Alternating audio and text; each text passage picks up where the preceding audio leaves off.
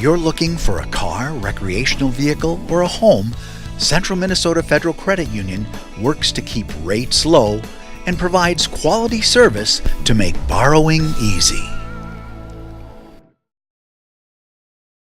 Welcome everybody, Dustin Williams here for Digilog ROCORI. The ROCORI Spartans in action in the Subsection Championship against St. Cloud Cathedral. ROCORI coming off a 10-run win against Minnewaska in 6 innings in their last matchup. Here, a curious play as the second baseman appears to miss the tag on Jordan Hansen. However, the umps ruled that she was out. Chelsea Stang on the mound for ROCORI, and she would pitch a gem. Here, a grounder to Hansen, and the Spartans get out of the first inning knotted at zeros. In the top of the second, single up the middle to lead off the inning for the Spartans. Although this was a low-scoring game, the Spartans did have their chances. As here, Kelsey Ottman's going to move into second base on the wild pitch. She would eventually scoot on into third base, but here Shante Dwyer is going to ground out, and the inning ends for the Spartans, unable to score in the top of the second. We move ahead to the top of the third, and a bloop single here is going to get past the right fielder. The error by Cathedral would allow second baseman Stacy Schwiel to move on into second base to lead off the inning for the Spartans. However, once again, Cathedral is going to get out of the inning unharmed, and we're still knotted at zeros after the top half of the third inning. Now in the bottom of the third, Schwiel is going to come up with a nice running catch. Athletic play by Schwiel. Here a single into left field is quickly gobbled up and moved back into the infield before Cathedral could get on into second base. Important play to get that ball in quickly, because on the next at-bat, the Cathedral runner is going to run into Schwiel, and runner interference would be called, and the Spartans would get out of the inning. We move ahead to the top half of the sixth, and Stacy Schwiel is going to lace a double against the right field fence. After a sacrifice bunt, Jordan Hansen comes up and blasts the ball to left center field, and Schwiel's going to tag up on the play and scoot under the tag of the Cathedral catcher, and the Spartans take the lead, and they would lead mid-sixth. 1-0 is your score. Bottom half of the sixth inning, and the Seeing Eye single is going to get through the left side of the infield, and the Crusaders have the leadoff runner on base. Here a ground ball to Jordan Hansen. She does the right thing and gets the lead runner at second base.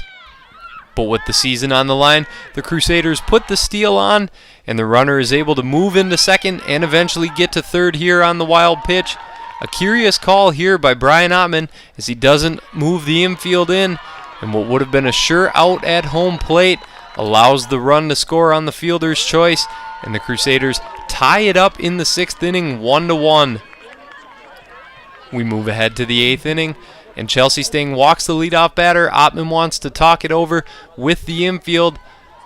The Crusaders runner would eventually move up to second, and here she's going to tag up on a fly ball to Shante Dwyer, but we're going to take one more look at it as the Spartans are going to appeal to second base. And you can see Stacy Schwiel pump her fist as the ump calls her out.